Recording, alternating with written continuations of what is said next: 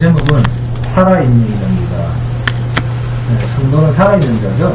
요한계시록 1장 10절에서 20절까지입니다. 오늘 말씀의 제목은 살아있는 자입니다. 요한계시록 1장 10절에서 20절까지입니다. 다 찾습니까? 자, 함께 봉독하도록 하겠습니다.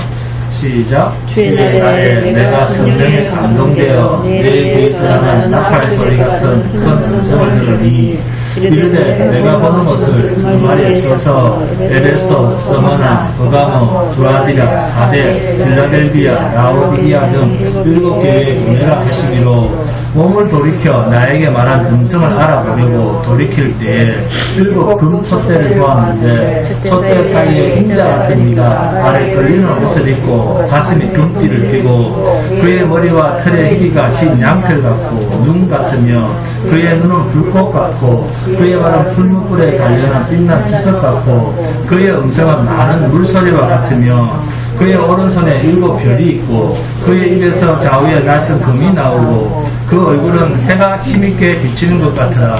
내가 볼 때에 그의 발 앞에 엎드러져 죽은 자같이 되매 그가 오른손을 내게 얹고 이르시되 두려워하지 말라. 나는 처음이요 마지막이니 곧 살아있는 자라. 내가 전에 죽었었노라. 볼지어다 이제 세세토록 살아있어 사망과 음부의 열쇠를 가졌노니 그러므로 내가 본 것과 지금 있는 일과 장차 될 일을 기록하라.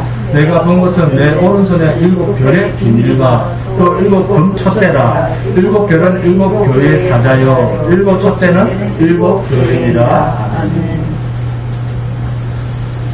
본문 10절에 주의 날, 이게 무슨 뜻이라고요? 어느 시간이 아니라 십자가에서 죽임을 당한 계시의 실체가 되시는 분, 그분이 심판하러 오시는, 심판이 이루어지는 광경, 상황이라고 했습니다. 이 심판의 날에 사도 요한이 성령에 감동이 되었는데 본문 10절에서 자기 뒤에서 나는 소리입니다. 그런데 어떤 소리요? 나팔 소리. 네, 나팔 소리 같은 큰 음성, 이렇게 표현하고 있습니다. 본문 10절에 나팔 소리 같은, 자, 여기에 동그라미를 칩니다. 그리고 본문 14절에 흰 양털 같고, 여기 같고, 그리고 눈은 불꽃 같고, 여기 같고, 여기 동그라미 칩니다. 본문 14절에 흰 양털 같고, 여기 같고, 그리고 눈은 불꽃 같고, 여기 같고, 여기에 동그라미 칩니다. 자, 그리고 15절입니다. 빛난 주석 같고, 여기도 같고죠? 물소리와 같으며, 같고, 같으며, 여기에도 동그라미를 칩니다. 그리고 16절입니다. 해가 힘있게 비치는 것 같더라. 여기 같더라. 여기도 동그라미 칩니다. 사도 요한이 자기 뒤에서 나는 나팔 소리 같은 큰 음성이라고 이야기를 하면서 죽은 것 같이 엎드려져, 죽은 것 같이 엎드리기까지 얼마나 많은 같은, 같고, 같으며, 같더라 라는 말이 나옵니까? 이게 전부 구약을 근거로 한 표현입니다. 어디서 자기가 봤다는 거죠. 그러니까 뭐 같은데 이런 이야기죠. 반모섬에 유배를 당한 사도 요한이 자신이 직접 보았거나 들었거나 하기 전에 이미 성경에는 그러한 내용들이 기록되어 있었다 그 말이에요. 그래서 요한계시록의 표현들은 거의 3분의 2 이상이 구약적 표현들을 그대로 가지고 와서 사용하더라는 것입니다. 그러니까 같은, 같고, 뭐 같으며 같더라 라는 표현이 나오면 반드시 어디서 이런 말을 사용하는가 하는 것을 찾아볼 필요가 있다 없다? 있다는 거예요. 자, 그러면 본문 10절에 나팔 소리 같은 큰 음성이라는 말이 어디에 있는지 한번 확인해 보겠습니다. 자, 출애굽기 갑니다.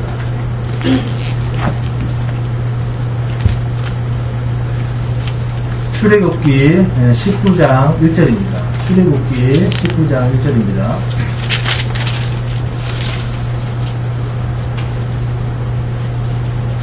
출애굽기 19장 1절.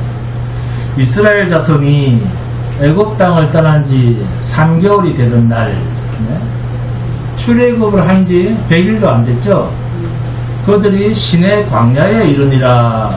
출애굽기 19장 16절에서 19절 함께 공부합니다. 자, 16절부터 출애굽기 19장 16절부터입니다.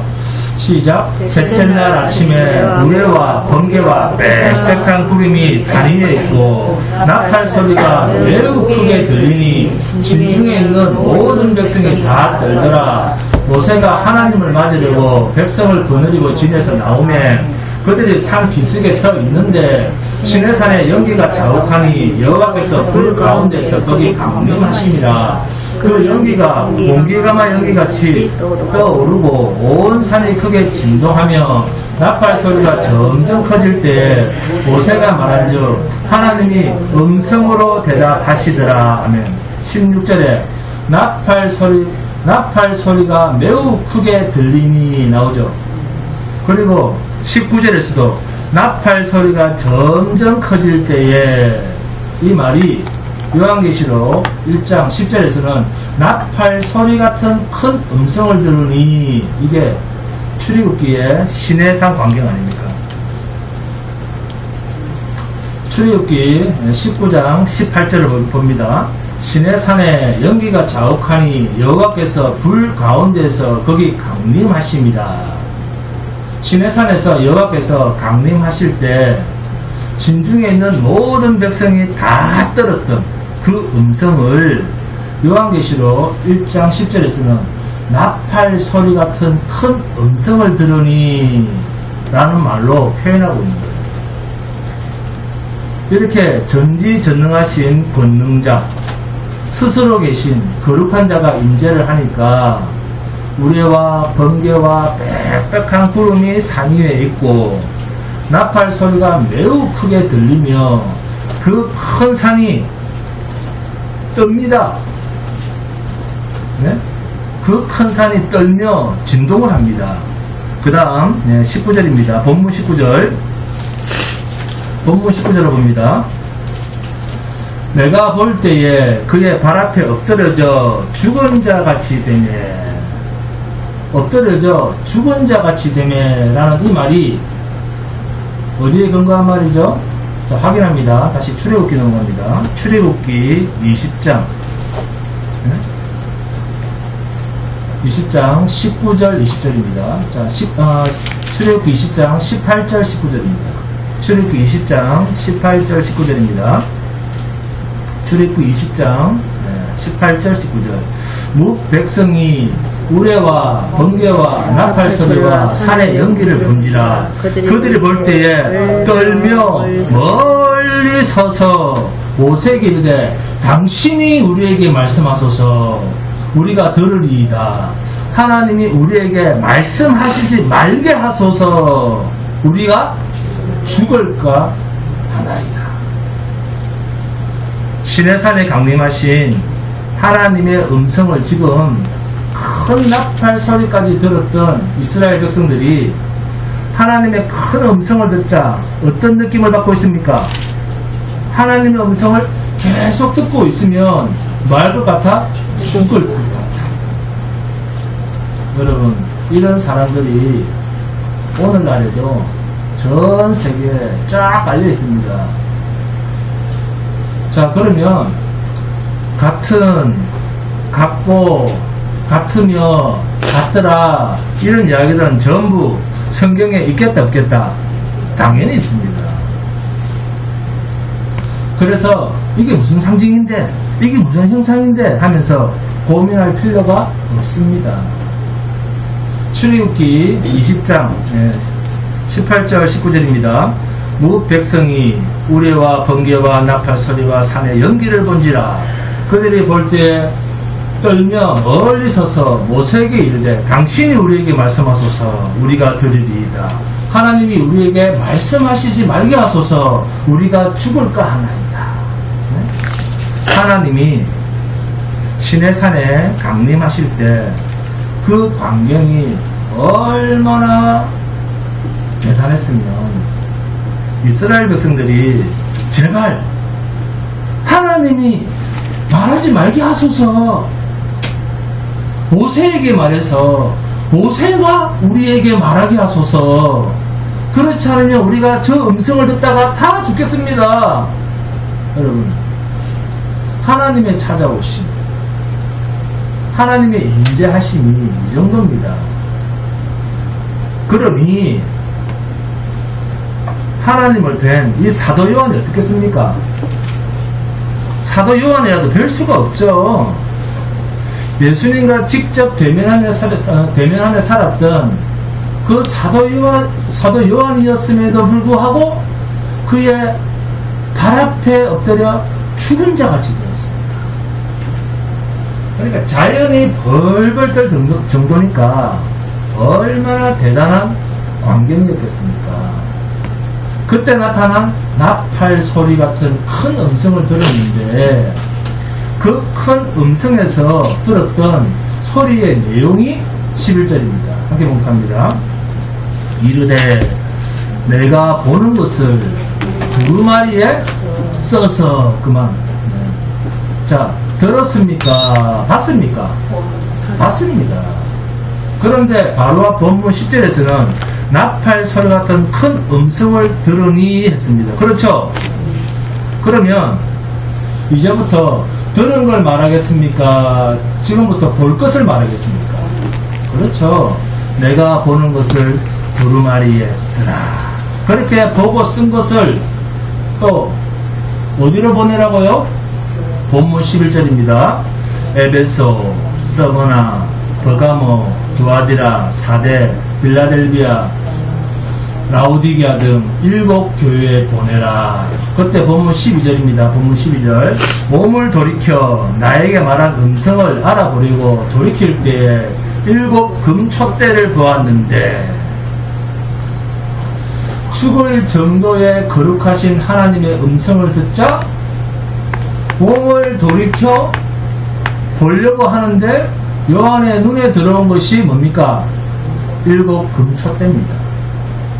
그런데 본문 13절에서 15절입니다. 함께 보겠습니다. 13절부터 시작. 촛대 사이에 인자 같은 이가 발에 걸리는 옷을 입고 가슴에 금띠를 띠고 그의 머리와 털의 희가 흰 양털 같고 눈 같으며 그의 눈은 불꽃 같고 그의 발은 풀무불에 단련한 빛난 주석 같고 그의 음성은 많은 물소리와 같으며 본문 15절에 그의 발, 여기에 동그라미 있습니다. 그의 발, 이분이 누굽니까? 본문 13절에서 등장한 인자 같은 이죠? 네. 사람의 아들, 사람 같은 존재가 그런 말입니다.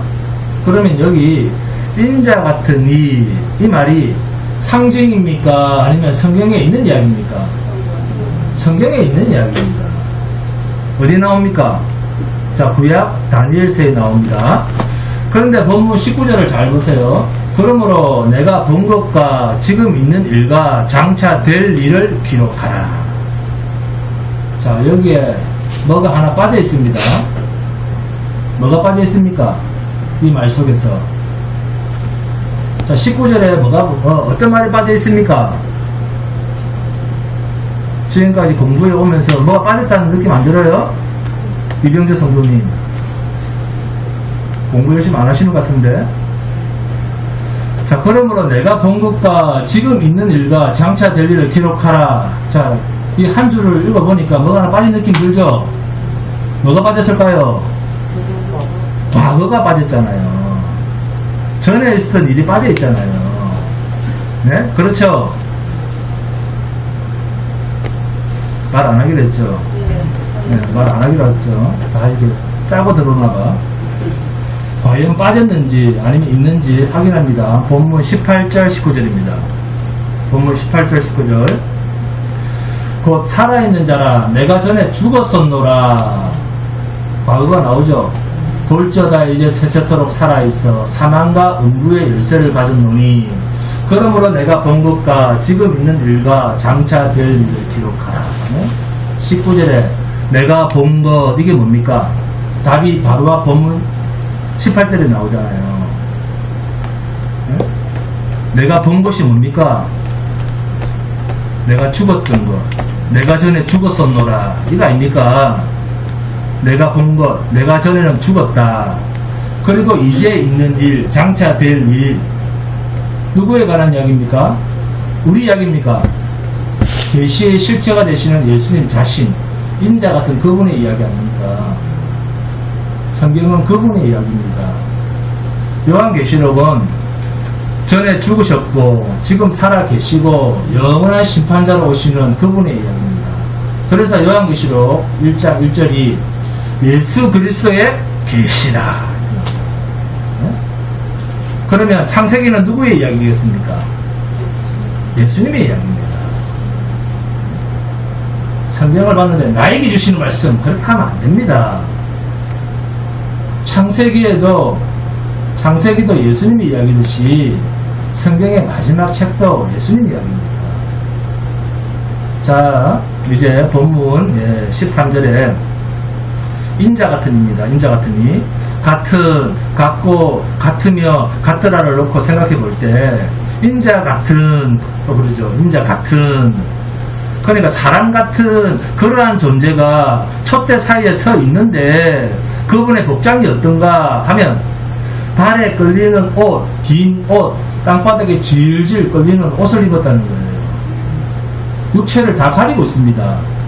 가슴에는 금띠를 띠고 머리털은 흰 양털 같고 눈같이 힙니다. 그리고 눈은 불꽃 같습니다.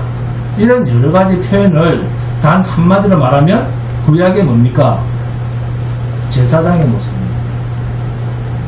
그런데 인자 같은 이라고 할 때 이 인자라는 말을 누가 직접 했습니까? 그렇습니다. 예수님이 직접 인자는 이렇게 말씀하셨습니다. 마태복음 20장 28절입니다. 인자가 온 것은 섬김을 받으려 함이 아니라 도리어 섬기려 하고 자기 목숨을 많은 사람의 대성물로 주려 하니라. 네? 예수님은 당신님을 인자라 했습니다. 그런데 본문에서는 인자 같은 이라고 합니다. 계시록의 이 인자 같은 이라는 말이 구약적 표현입니다. 자, 다니엘서를 찾아봅니다. 다니엘서 7장 13절에서 15절입니다. 함께 봉독합니다. 다니엘서 7장 13절에서 15절입니다. 다니엘서 7장 13절에서 15절입니다. 자, 찾았습니까? 시작. 내가 또 다음 환상 중에 보니 인자 같은 이가 하늘 구름을 타고 와서 옛적부터 항상 계신 이에게 나아가 그 앞으로 인도되매. 자, 인자 같은 이, 여기 동그라미 쳐야 되겠죠? 그 다음 또 뭡니까? 항상 계시니. 여기도 동그라미 칩니다. 자, 그 문장을 잘 보세요. 인자 같은 이가 지금 누구 앞으로 나아가고 있습니까? 옛적부터 항상 계신 이에게 나아가 그 앞으로 인도되면. 이해하셨죠? 자, 14절 봅니다. 그에게 권세와 영광과 나라를 주고 모든 백성과 나라들과 다른 언어를 말하는 모든 자들이 그를 섬기게 하였으니 그의 권세는 소멸되지 아니하는 영원한 권세요. 그의 나라는 멸망하지 아니할 것입니다. 나 다니엘이 중심에 근심하여 내 머릿속에 환상이 나를 번민하게 한지라. 아멘? 이런 모습들에서 인자 같은 이라고 하는 말이 정확하게 나오죠. 그렇죠? 그런데 이 인자 같은 이가 누구한테로 나아갔다고요? 네?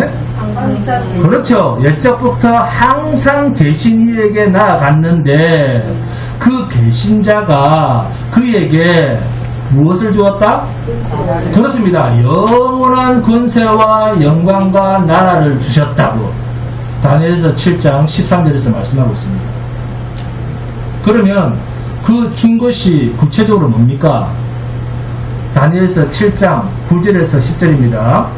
자, 무엇을 받았는지 자, 한 개 공부합니다. 9절 10절 시작. 내가 보니 왕자가 놓이고 열적부터 항상 계신 이가 좌정하셨는데 그의 옷은 희기가 눈 같고 그의 머리털은 깨끗한 양의 털 같고 그의 보좌는 불꽃이요 그의 바퀴는 타오르는 불이며 불이 강처럼 흘러 그의 앞에서 나오며 그를 섬기는 자는 천천히요 그의 앞에서 모셔 선 자는 만만이며 심판을 베푸는데 책들이 펴 놓였더라. 자, 뭔가 자 읽어보니까 뭔가 다르다, 뭔가 다른 게 있다, 뭔가 좀 다른 것 같아, 그런 느낌을 갖지 않습니까? 이 부분이 아주 중요합니다. 지금 제 질문이 아주 중요해요. 자, 방금 읽은, 자, 목사님, 방금 읽은 다니엘서 7장 9절 10절은 옛적부터 항상 계신 이가 좌정하고 계시는 그분의 모습이지 않습니까? 그런데 요한계시록 1장 13절에서 16절에서는 촛대 사이를 왔다 갔다 하는 인자 같은 이의 그 모습이 머리털에 희기가 신 양털 같고 이런 모습으로 나오지 않습니까? 뭔가 서로 다르지 않습니까? 계시록의 표현이랑 조금 지금 계시록에서는 인자 같은 이의 모습이자 복장이고 다니엘서 7장 9절 10절에서는 옛적부터 항상 계신 이의 모습과 복장이지 않습니까? 이거예요 지금. 네, 잘 보신 거예요 정확하게. 자, 그러면 다니엘서 7장 13절 14절과 다니엘서 7장 9절 10절을 어떻게 연결하면 좋겠습니까? 자, 다니엘서 7장 14절입니다. 함께 봉독합니다. 시작. 그에게 권세와 영광과 나라를 주고, 나라를 줬습니다. 모든 백성과 나라들과 다른 언어를 말하는 모든 자들이 그를 섬기게 하였으니 모든 권세는 소멸되지 아니하는 영원한 권세요 그의 나라는 멸망하지 아니할 것이니라. 옛적부터 항상 계시는 여호와 하나님, 만군의 성부 하나님이 가지신 모습인데 그것을 14절에 보니까 인자 같은 이에게 그것을 전부 이양하고 계시지 않습니까? 이해하셨죠? 모든 권력을 지금 이양하고 있습니다. 그래서 요한복음 4장, 요한복음 14장과 요한복음 14장 9절 10절에서 예수께서 이르시되 빌립아 내가 이렇게 오래 너희와 함께 있으되 내가 나를 알지 못하느냐. 나를 본 자는 누구를 보았다? 아버지를 보았거늘. 전권을 다 받았다는 거예요. 아버지 것을. 어찌하여 아버지를 보이다 하느냐. 내가 아버지 안에 거하고 아버지는 내 안에 계신 것을 내가 믿지 아니하느냐. 내가 너희에게 이르는 말은 스스로 하는 것이 아니라 아버지께서 내 안에 계셔서 그의 일을 하시는 것이라. 아멘. 내가 하나님이다. 내가 아버지 안에, 아버지는 내 안에, 성부, 성자, 성령 하나님, 삼위일체 하나님입니다. 본질이 같습니다. 그런데 다니엘서 7장 14절에서 그에게 권세와 영광과 무엇을 주고? 나라를 주고. 네? 이렇게 표현을 했다고 해서 이 말을 오해해서 목사님 그러면 권세와 영광과 나라를 아들에게 다 줬으니까 하나님 아버지는 이제 그 빈털터리네요. 하나님 아버지는 이제 아무것도 없겠네요. 그렇습니까? 자, 그렇다라고 생각하시는 분.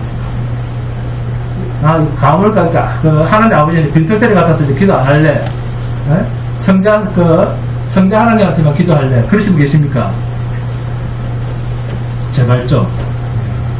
하나님은 어떤 분이시다? 전능하시다 그랬죠. 전능하시다 그랬죠. 자, 전능하시다 무슨 말입니까? 하나님은 줘도 모자람이 없으신 분이다 그 말이에요. 아멘? 하나님으로부터 나오는 것은 아무리 공급해도 모자람이 없습니다. 저도 늘 충만합니다. 할렐루야. 다니엘서 7장은 다니엘이 내 짐승에 대한 환상을 보는 가운데서 장차 될 일에 대한 계시를 받는 중에 나온 장면입니다. 그리고 8절에서는 자, 수양과 숫 염소에 대한 환상을 다니엘이 보는데 7장 13절에서는 인자 같은 이가 등장을 하고 8장에서는 사람 같은 것이라는 표현이 나옵니다. 그런데 인자 같은 이라는 말이나 사람 같은 것이라는 말이나 같은 의미입니다.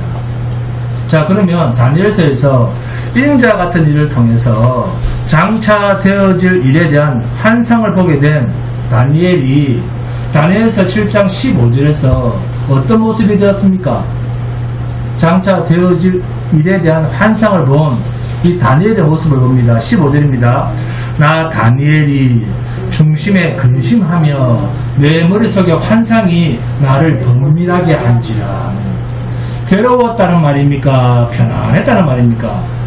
괴로웠다는 거예요. 그리고 다니엘서 7장 28절에서는 그 말이 이에 그친지라. 나 다니엘은 중심에 범민하였으며 내 얼굴빛이 변하였으나 내가 이 일을 마음에 간직하였느니라. 그리고 다니엘서 8장 26절 27절입니다. 함께 봉독합니다. 다니엘서 8장 26절 27절 시작. 이미 말한 바 주야에 대한 환상은 확실하니 너는 그 환상을 간직하라. 이는 여러 날 후에 일임이라 하더라. 장차 되어질 일이라는 거죠. 자, 27절에 이에 나 다니엘이 지쳐서 여러 날 앓다가 일어나서 왕의 일을 보았느니라. 내가 그 환상으로 말미암아 놀랐고 그 뜻을 깨닫는 사람도 없었느니라. 다니엘이 장차 되어질 일을 하나님으로부터 받고는 혼비백산할 정도로 그런 경험들을 기록하고 있습니다. 다니엘의 이 경험이 동일하게 요한계시록에서는 누가 이 경험을 하고 있습니까? 사도 요한. 어디서? 반모섬에서 이 광경을 보고 놀라면서 기록을 하고 있습니다. 장차 되어질 일이 얼마나 무시무시한 일이냐. 주의 날, 무슨 의미? 심판의 광경이었다는 겁니다. 주의 날은 심판의 날입니다. 이 세상을 창조하신 하나님께서 마지막 날 이 세상을 어떻게 불로 심판을 하시는가에 대한 광경이 주의 날입니다. 그러니까 피조물로서 피조된 이 천지와 함께 모든 피조물들이 불에 타 없어지는 그 광경을 다니엘이나 사도 요한이 봤으니까 놀라서 혼전할 수밖에 없죠. 자, 그러면 사도 요한이 주의 날 심판의 날의 광경을 다 봤고 또 다니엘이 장차 되어질 일 심판의 광경들을 다 보고는 죽은 자 같이 엎드려질 정도로 되었다라고 하면, 자, 여기서 질문입니다. 그 정도 사람들이 그 광경을 보고 마치 죽은 자처럼 되었다라고 한다면, 네? 불심판에 놓여져야 할 심판받을 자와는 달리 그 불심판을 면할 것을 약속받은 우리 성도가 살아가야 할 정체성은 뭘까요? 요한계시록 1장 7절입니다. 볼지어다 그가 구름을 타고 오시리라. 각 사람의 눈이 그를 보겠고 그를 찌른 자들도 볼 것이요 땅에 있는 모든 족속이 그를 말미암아 애곡하리니 그러하리라. 아멘.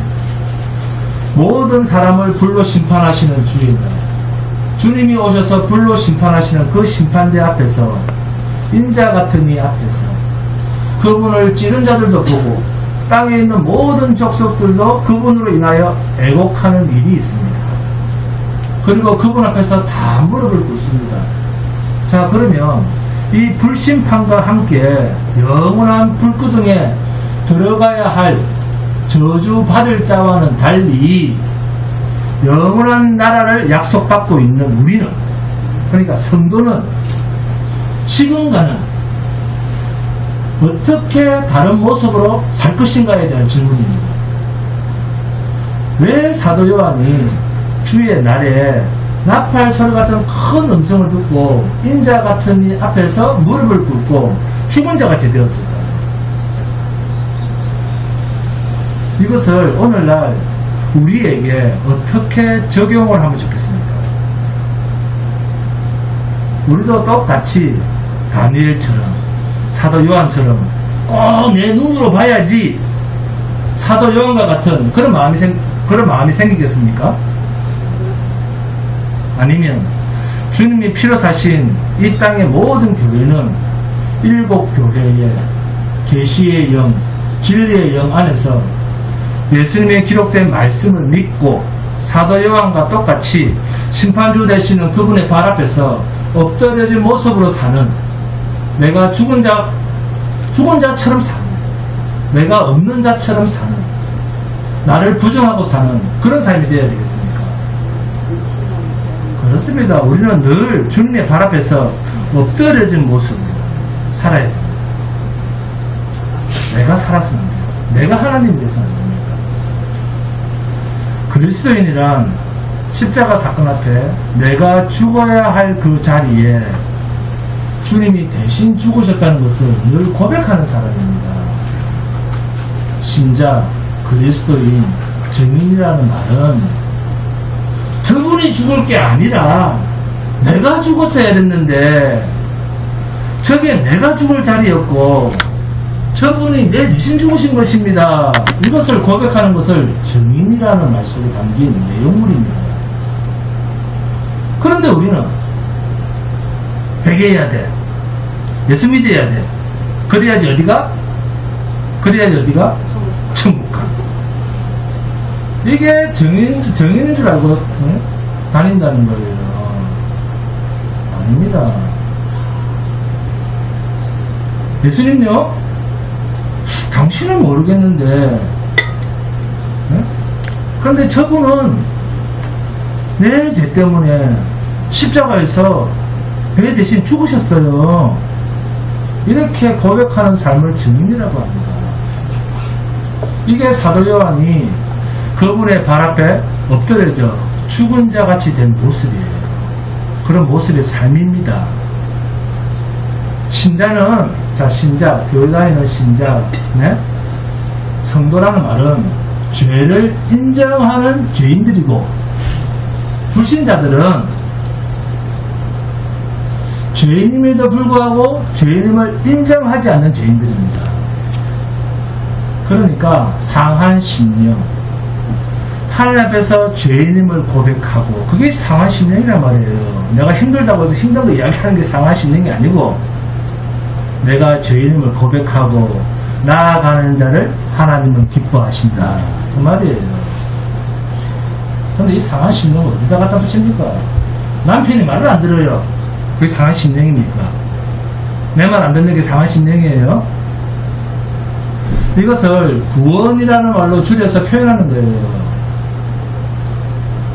왜 하나님께서 세상을 기뻐하시지 않고 상한 심령을 기뻐하시는가?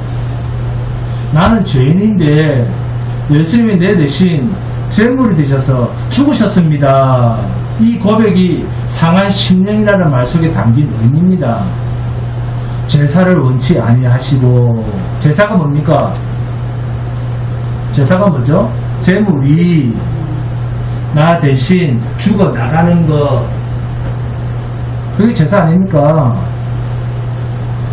그러니까 제물을 아무리 갖다 바쳐도 자기가 죄인임을 고백하지 않는 제사는, 예배는 필요가 없다니까요. 그런데 이런 고백을 하지 않고 와서 계속 달래. 그러면 절에 가시는 거예요. 절에. 그런데도 내가 일주일간 세상에서, 회사에서 고생했으니까 교회 가서 위로받아야 돼, 그딴 소리를 하는 종교인들에게 왜 여러분이 가르치지 못합니까? 왜 대꾸를 못합니까?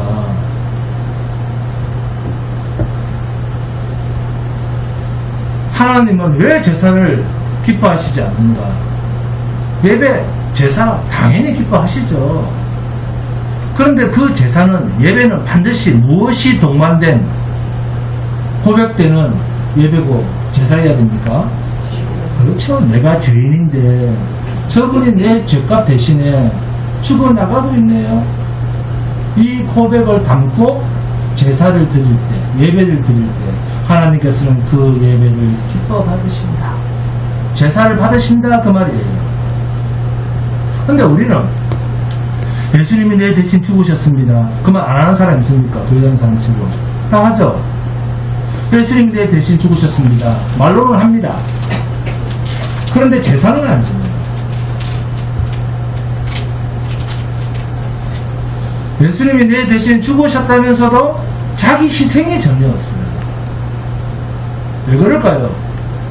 왜? 아직도 종교인의 틀을 못 벗었다. 벗더라도 나한테 유리한 것만 벗는다 그 말이에요. 본문 15절에 그의 발은 푸른불에 달려나 빛난 주석 같고, 여러분 발이 뼈가 있고 살이 붙어 있고 피가 흐르는 그런 발이 아니고, 헬라어로 칼콜 리바논 금강석 청동이라는 뜻입니다. 주석, 이게 주석이에요. 쇠로 되어 있는 발입니다. 여기에 밟히면, 쇠로 있는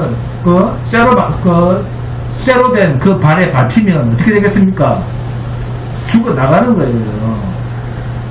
왜 하필이면 발이 단단한 주석일까요? 셀까요? 그것은 인자 같으니 주님의 권세, 그 발 아래에 살아남을 자가 없다라는 것을 의미하는 말이에요. 그리고 본문 15절입니다.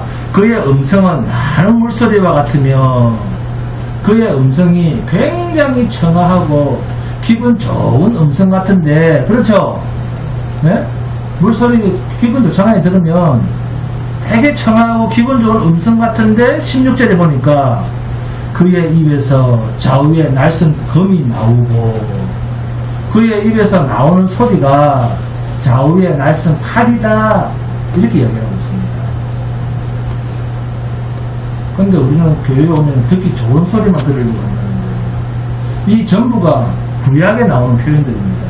에스겔서 43장 2절은 하나님의 음성이 맑은 물소리 같고, 이사야서 49장 2절은 내 입을 날카로운 칼같이 만드시고, 이 구약적 표현을 신약 히브리서 4장 12절 13절에서는 하나님의 말씀은 살아있고 활력이 있어 좌우에 날선 어떤 검보다 예리하여 혼과 영과 및 관절과 골수를 찔러 쪼개기까지 하며 또 마음의 생각과 뜻을 판단하시나니 지으신 것이 하나도 그 앞에 나타나지 않음이 없고 우리의 결산을 받으실 이의 눈앞에 만물이 벌거벗은 것 같이 드러나느니라.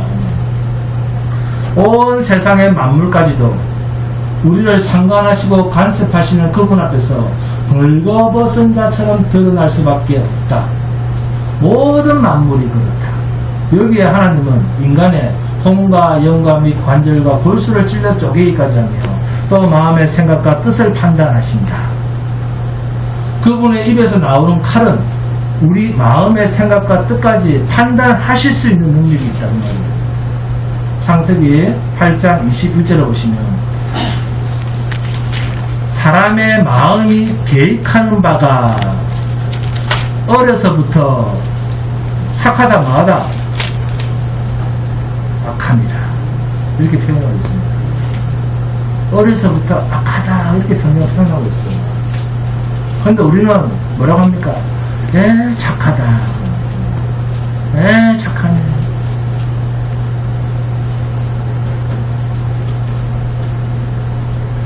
예레미야서 17장 9절은 만물보다 거짓되고 심히 부패한 것은 뭐라? 마음이다. 이렇게 표현하고 있습니다. 그렇다면 이러한 우리의 마음과 생각과 뜻이 그분의 말씀 앞에서 다 드러난다고 하면 우리의 마음은 어떤 마음이겠습니까? 성경은 어떤 마음이랍니까? 만물보다 거짓되고 부패한 마음 아니겠습니까? 우리 아까 하나님께 드러나는 마음은. 네? 그렇다면 잘난 체 해야 됩니까? 아니면 회개하며 두 손 들고 주님 앞에서 항복해야 됩니까? 두 손 들고 엎드려 죽임 당해야 마땅하다는 자세로 사도 요한이 주의 날에 그 심판대 앞에 바짝 엎드려져 있는 것처럼, 엎드려져 있는 것처럼 그렇게 낮은 모습으로 사는 게 당연한 성도의 모습 아니겠습니까? 환상을 봐야지 엎드립니까? 택함받은 자는 하나님께서 당신의 권능 앞에 엎드려지게 하십니다. 주님은 마태복음 15장에서 바리새인들의 강교한 위선에 대해서 떡을 먹을 때 손을 씻지 않았다고, 당신들은 장로들의 전통을 범했다고 시비를 거는 그 바리새인들을 향해서 마태복음 15장 18절 20절입니다. 입에서 나오는 것들은 어디서 나온다? 마음에서 나오나니 이것이야말로 사람을 더럽게 하느니라. 마음에서 나오는 것은 뭡니까? 악한 생각과 살인과 간음과 음란과 도둑질과 거짓 증언과 그 다음에 비방, 이런 것들이 사람을 더럽게 하는 것이요 씻지 않은 손으로 먹는 것은 사람을 더럽게 하지 못합니다. 네? 씻지 않은 손으로 먹는 것은 사람을 더럽게 하지 못하느니라. 여러분, 우리가 내가 얼마나 악한 마음으로 가득 차 있는답니까? 이거 인정할 수 있습니까? 나는 인정 못하겠다. 나는 착한 사람이다. 자, 손 한번 들어보세요. 악한 생각, 살인, 간음, 음란, 도둑질, 거짓 증언, 비방, 여기 한 가지라도 없는 사람 손 한번 들어보세요. 난 비방을 한 적이 없어. 잠언 26장 24절 26절입니다. 24절 25절입니다. 원수는 입술로는 꾸미고 속으로는 속임을 푼다니 그 말이 좋을지라도 믿지 말 것은 그 마음에 7가지 가증한 것이 있음이니라. 잠언 26장 24절 25절입니다. 우리 마음에는 7가지 가증한 것이 있답니다. 성경에서 자 7가지라는 말은 자 딱 7가지만 있다 그런 뜻입니까? 7이라는 숫자가 뭐라고요? 완전이죠, 완전. 네? 그러면 온통 더러운 것만 가득 찼다 그 말이죠. 온통입니다. 7가지라는 말은 우리 마음 전부가 나면서부터 가증한 것으로 가득 차 있다 그런 뜻이에요. 아니 어떻게 하나님께서 당신이 만든, 당신이 지은 피조물들을 이렇게나 정갈하게 까발리고 매도록 하십니까? 무엇이 하나님 앞에서 가증합니까? 자, 하나님은 가증하다고 하는 게 뭘까요? 하나님이 가증해 보시는 게 뭘까요? 어이구, 또 네가 하나님이네. 우리가 하나님이라는 거예요. 우리가 하나님처럼 산다는 거예요. 피조물이 자기 마음대로 산다는 거예요. 서울과 미국 이렇게 떨어진 것도 아닌데 교회도 오고 싶으면 오고 가고 싶으면 가고 자기 속에는 오는 대로 종교생활 한다는 거예요. 뭐가? 피조물이 건방지게 창조주의 신분인 것처럼 껄떡거리며 사니까 이보다 더한 악함이 하나님 앞에 있습니까? 이보다 더한 가정함이 있습니까? 그 생생한 증거가 창조주이신 주님을 피조물인 인간이 십자가에 매달아 죽인 사건 아닙니까? 여러분, 주님이 십자가에 죽으셨다고 하나님이 주님을 외면했습니까? 주님이 십자가에 죽었으니까 아이고 내가 모르겠다 그랬습니까? 하나님이 주님을 살려내실 뿐만이 아니라 모든 영원한 권세를 주님께 다 주셔서 마지막 날 주의 날에 심판의 주로 오신다. 할렐루야. 이 사실을 사도 요한에게 내가 본대로 적어라. 내가 전에 죽었었노라. 네가 봤지?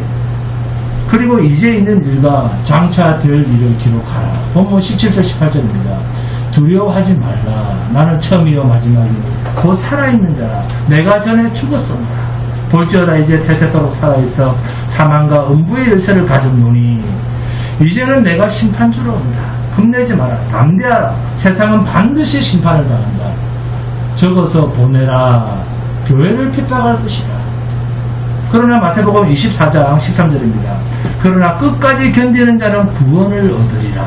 여기서 견딘다는 말은 끝까지 주님이 지키신다는 겁니다. 그래서 살아남는다는 거예요. 본문 17절 18절을 봅니다. 나는 처음이요 마지막이니 곧 살아있는 자라. 자, 여기에 줄을 긋습니다.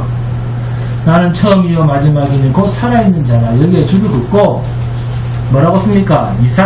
이사야서 41장 4절, 이사야서 41장 4절, 그리고 이사야서 44장 6절, 이사야서 48장 12절 이렇게 적어놓습니다. 그런데 산자라고 표현을 하면서 너무 우리의 가슴을 아프게 하는 부분이 있습니다. 뭐죠? 내가 전에 죽었습니다. 왜 심판주로 오실 수밖에 없는가에 대한 근거를 여기서 말씀하고 있습니다. 이제 더 이상 사망 권세가 힘을 낼 수가 없습니다. 사망의 음부의 권세를 내가 가졌다. 그러니 두려워 말라. 지금 사도 요한은 하나님의 말씀과 예수 그리스도의 증거로 인해서 어느 정도로 코너에 몰려 있습니까? 담모섬의 유배를 당해서 죽음을 기다려야 하는 입장입니다. 두려운 환경입니까? 전혀 두렵지도 않은 환경입니까? 두려운 환경입니다. 자신의 환경만 봐도 두려운데 그보다 더한 심판의 환경을 봤으니까 얼마나 두려웠겠습니까? 그런데 주님이 두려워하지 말라. 사망과 음부의 권세를 내가 가졌다. 할렐루야. 그러니까 신자는 하나님 앞에서는 죄인인데 세상을 향해서는 담대하게 사는 자입니다. 여러분, 세상을 겁내면 안 됩니다. 아멘? 세상을 겁내는 사람은 신자가 아닙니다. 갈라디아서 6장 14절을 보시면 바울이 그러나 내게는 우리 주 예수 그리스도의 십자가 외에는 결코 자랑할 것이 없으니 그리스도로 말미암아 세상이 나를 대하여 십자가에 못 박히고 내가 또한 세상을 대하여 그러하리라. 세상이 볼 때는 바울이 죽은 자인 거예요. 세상이 볼 때는 우리는 이미 죽은 자인 거예요. 그런데 바울이 그리스도 예수 안에서 세상을 볼 땐 세상은 이미 그리스도 앞에서 심판대 앞에 놓여 있는 거예요. 그래서 바울은 갈라디아서 5장 24절입니다. 그리스도 예수의 사람들은 육체와 함께 그 정욕과 탐심을 십자가에 못 박았느니라. 네? 사도 바울뿐만이 아니라 정욕과 탐심을 십자가에 못 박은 사도 요한 또한 얼마나 담대했으면 세상에 대하여는 죽을지라도 하나님께 대하여는 산자로 사역을 감당하고 있습니다. 우리 주한교회도 세상에 대하여는 마치 죽은 자처럼 좁은 길, 나그네 길로 가더라도 영원한 심판자 앞에서는 영원히 사는 자임을 삶 속에서 드러내며 늘 주의 평강과 위로로 감당할 수 있는 삶으로 살아갈 수 있기를 주님의 이름으로 축원드립니다.